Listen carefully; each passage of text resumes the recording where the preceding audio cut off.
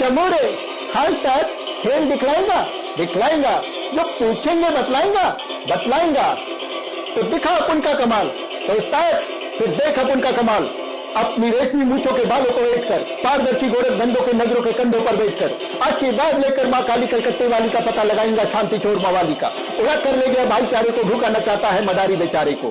दूर से आता देख जालिम कटारी भौंक देगा उस्ताद, ये गोरे झंडा बदन की खाल खींचकर उस्तादी के ब्लाउज को खूंटी पर टांग देगा। और इसी तरह मदारी जमूरे अपना खेल गली गली मोहल्ले मोहल्ले दिखाते और लोगों के आगे झोली फैलाकर उस धन इकट्ठा करते। उसी धन से उनका जीवन यापन हो रहा था। घर का खर्च तो चल जाता, लेकिन भविष्य की चिंताएं उन्हें हमेशा बनी रहती। एक दिन एक ऐसा अवसर आया जिससे मदारी जमूरे बड़े खुश हुए। दरअसल उन्हें एक समुद्री यात्रा के दौरान यात्रियों के मन बहलाने का एक काम मिला, जहां वो मनोरंजन कर शाम को थके हुए यात्रियों का थकान मिटाते। समुद्री यात्रा शुरू हुई। दोनों बड़े बेहद खुश थे। यात्रा के दौरान हर शाम वो नए नए करतब दिखाते, बाजीगरी दिखाते, लोगों को हंसाते, लोगों को रुलाते, और इसी तरह ये समुद्री यात्रा बड़े आनंद से चल रही थी। इसी दौरान समुद्र में यात्रा की वापसी का दिन भी तय हो गया। कुछ ही घंटों की दूरी पर गंतव्य स्थान फिर से आना था। इसका मतलब कुछ ही समय बाद यात्री अपने घर की तरफ आ जाते। लेकिन बीच यात्रा के दौरान ही कुछ घंटों की दूरी पर खूनी समुंदर ने अपने पंजे फैला दिए। समुंदर की ऊंची ऊंची लहरें जहाज को निगल जाने के लिए बेचैन हो उठी। ये खूनी लहरें समुद्र को चारों तरफ से घेर चुकी थी। समुद्र के इस भंवर से जहाज भी हिचकोले खा रहा था। यात्रियों में अचानक आई इस विपदा से भगदड़ मच चुकी। लोग आपस में टकरा रहे। मौत का आतंक उस जहाज में सन्नाटा पसार दे रहा था। लोग साक्षात मौत को अपने सामने देख रहे थे। वहीं पर क्रू मेंबर और कैप्टन चिंताग्रस्त थे। उन्होंने ये घोषणा भी कर दी कि ये जहाज अब हमारे नियंत्रण के बाहर हो चुका है और इसका रखवाला बस समुंदर ही है।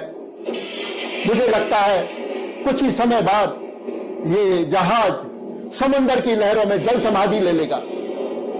उसका ऐसा कहना था कि मौत का सन्नाटा उस जहाज में फैल गया।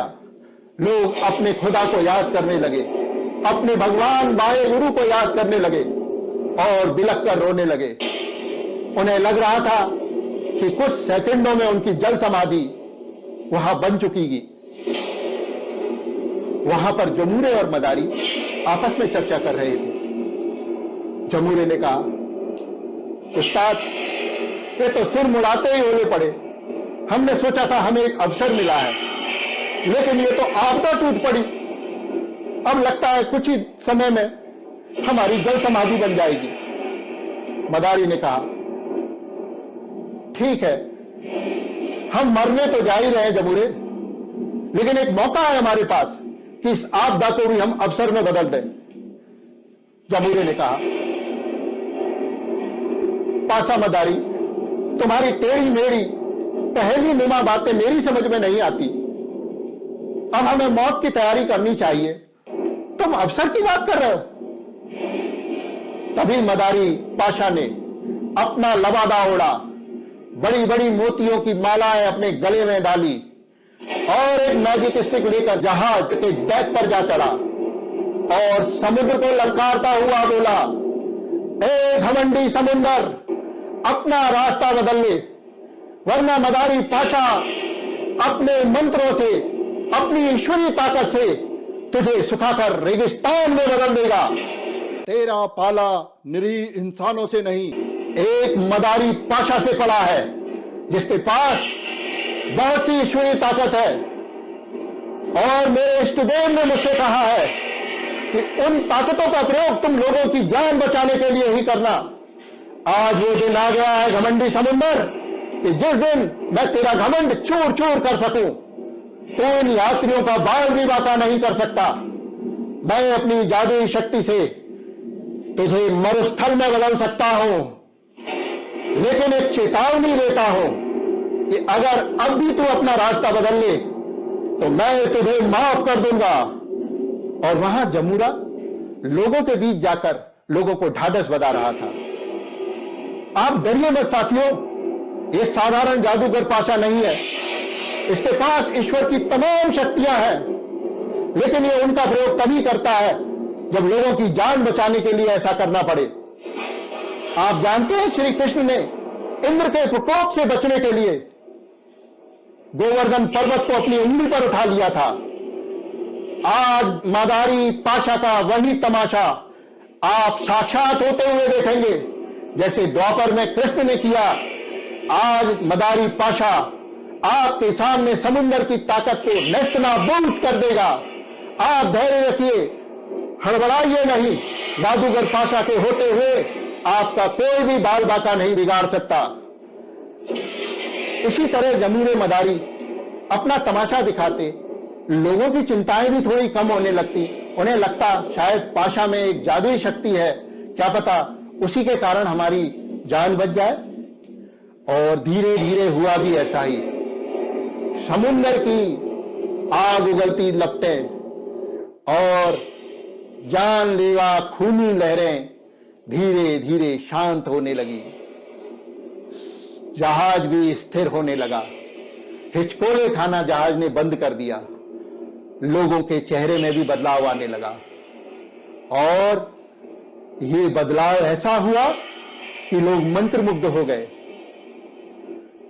समुद्री जहाज तो बच गया और समुद्री तूफान भी गुजर गया, लेकिन एक तूफान और उमड़ पड़ा।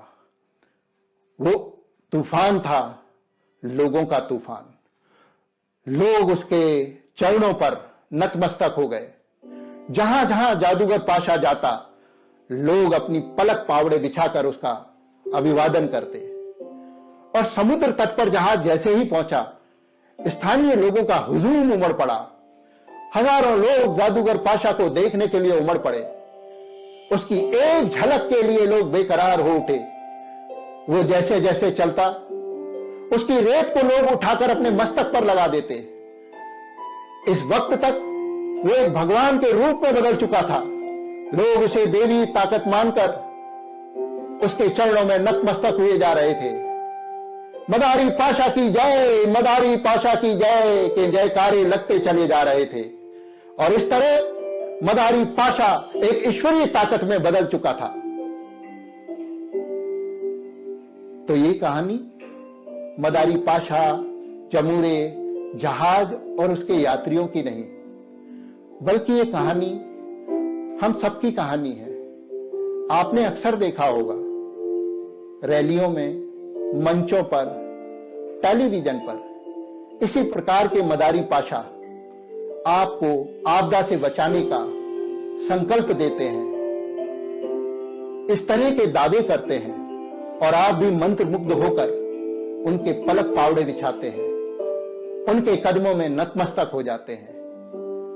ये कहानी हमें यह समझने को मजबूर करती है कि हम अपनी तर्कों का उपयोग करें, अपनी बुद्धि का प्रयोग करें, और कभी भी बिना तर्क और बुद्धि के, बिना समझ के किसी के आगे अपने आप को नतमस्तक न करें। ईश्वर ने सभी को समान अवसर दिए हैं, समान ईश्वरीय ताकत दी है। आपदा को भगाने वाला तो कोई और ही था। आपको मालूम है, समुद्री ज्वार कुछ देर के लिए आते हैं और कुछ देर के बाद वो अपना रास्ता भी बदल लेते हैं।